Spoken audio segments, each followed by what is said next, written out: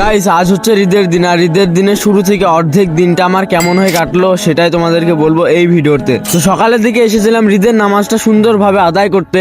তারপর ঈদের নামাজটা আদায় করে বেরিয়ে পড়েছিলাম একটু ঘোরাঘুরি করতে। আর ঘুরতে ঘুরতে আমরা এই জায়গায় চলে আসি, আর এখানে এসে এরা তো আমাকে ক্যামেরাম্যান বানিয়ে দেয়।